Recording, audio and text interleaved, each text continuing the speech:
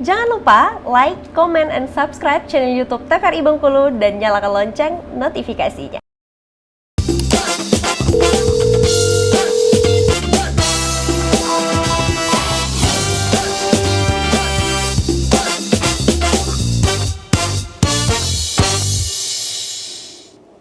Halo pemirsa, bagaimana kabarnya hari ini? Semoga selalu dalam keadaan sehat dan tetap bersemangat. Senang sekali rasanya saya, Randy Supriyadi, bisa kembali menemani pemirsa di rumah tentunya dalam program kesayangan kita, Dokter Kito, bersama kita sehat.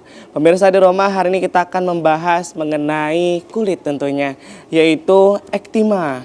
Nah, kulit kita adalah perlindungan paling luar dan paling utama, jadi ini sangat sensitif sekali. Jika terjadi luka dan tidak dirawat dengan baik, ini bisa menjadi penyakit yang dikenal dengan ektima ini. Apakah ektima ini berbahaya atau tidak? Atau seperti apa bagaimana pengobatan dan juga pencegahannya ini? Tentunya kita akan bahas tuntas hari ini bersama narasumber kita.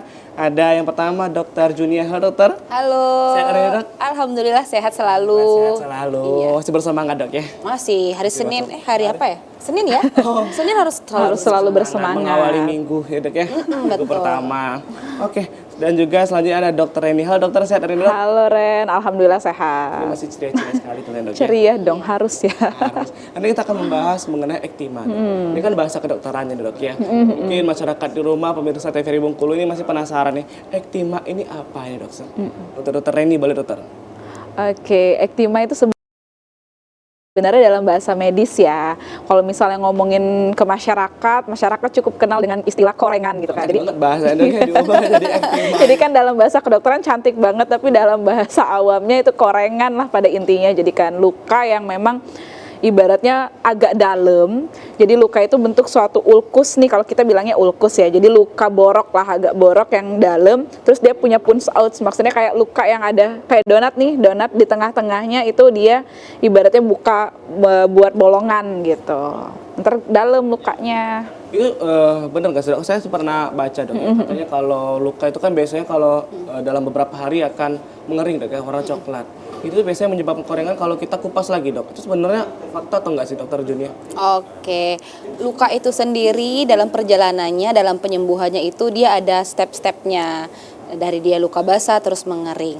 Kalau kita klotokin ya istilahnya ya, luka yang sudah fase mengering, dia balik lagi dong ke fase awal. Akhirnya proses penyembuhannya mundur.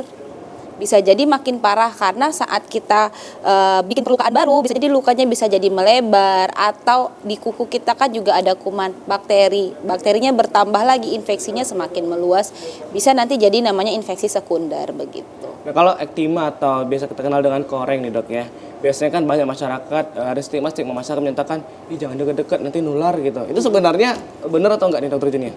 Oke, penularannya itu memang tidak seperti yang flu atau penyakit virus yang terpapar sedikit langsung kena begitu ya. Sangat erat kalau yang namanya penyakit kulit terutama akibat bakteri itu adalah ke hygiene.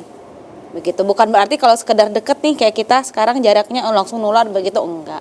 Perlu kontak erat, kemudian perlu hygiene yang buruk. Setelah berkontak dengan nanah atau pus kita bilangnya di medis ya, tidak dibersihkan, kemudian kebetulan di kulit kita ada jaringan yang terbuka, itu meningkatkan resiko untuk tertular.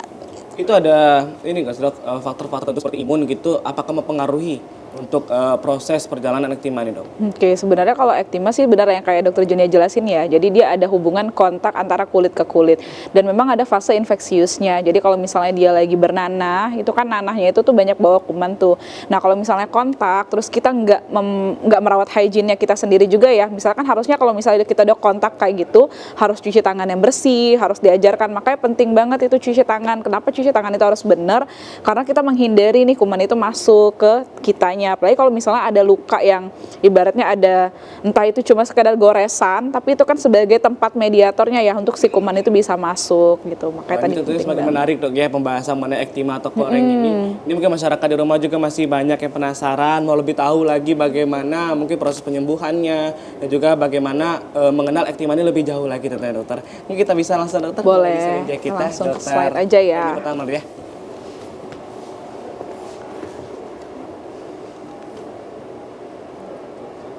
Oke, ini mengenai penyakit ektima nih dok ya. Ini kalau untuk faktor kelembapan dalam suatu rumah tuh ngaruh nggak sih dok sebenarnya dok? Bisa berpengaruh untuk proses penyembuhan nantinya ya. Kalau misalnya sebenarnya bukan kelembapan, lebih ke area lembab di area kulitnya, nggak berpengaruh pada suhu lingkungan sekitar, enggak. Cuma kalau misalnya ini luka, harusnya kan kita berusaha untuk dia tetap kering ya. Terus kita kena lembab, kena basah, atau misalnya kotor. Nah itu kan memperparah, ibaratnya memperlambat proses penyembuhan luka ini nanti gitu. Baik. Kita Dok, ya. mulai masuk ya. Jadi sini kan dijelaskan bahwa ektima itu merupakan suatu pioderma ulceratif. Jadi istilahnya gini. Jadi kalau misalnya kita ngomongin ektima ini bagian dari pioderma. Jadi pioderma itu merupakan suatu infeksi kulit yang penyebabnya itu kebanyakan adalah bakteri. Nah, bakterinya itu adalah bakteri golongan-golongan khusus ya, Dok ya. Ada yang namanya kita kenal dengan bakteri golongan Streptococcus hemolyticus. Nah, nanti dia terbagi dua tuh, ada yang penyebabnya Streptococcusnya langsung atau dia Staphylococcus. Pokoknya bagian dari si penyebab ini. Nah, banyak banget sebenarnya jenis pioderma, mulai dari impetigo sampai ke ektima gitu kan. Nah, kalau misalnya impetigo, dia hanya mengenai bagian yang superficial aja, bagian yang atas, epidermis atas. Nah, tapi kalau ektima, dia bisa nyerang sampai ke bawah. Jadi bisa sampai ke bagian dari si dermisnya. Tunggu. Berarti ini Kayaknya ini tentunya slide-nya. prosesnya berbeda dengan impetigo tadi dok ya. Kalau impetigo tuh lebih luar, apakah seperti apa dok? Ya, bedanya di sana aja. Sebenarnya dia sama-sama bagian dari pioderma.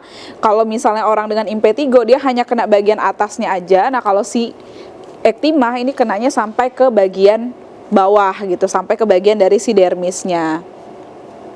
Nah, kemudian biasanya untuk kasus ektima ini sendiri, dia kan ini ya, biasanya adanya luka yang bentuknya borok. Jadi ulkus nih kalau misalnya dalam bahasa medisnya dikenal. Jadi lukanya itu kayak punya peninggian tertentu dan di samping-sampingnya nantinya dia bakal membentuk suatu gambaran krusta ya dok ya, ditutupin oleh suatu krusta. Krusta itu maksudnya yang itu tuh.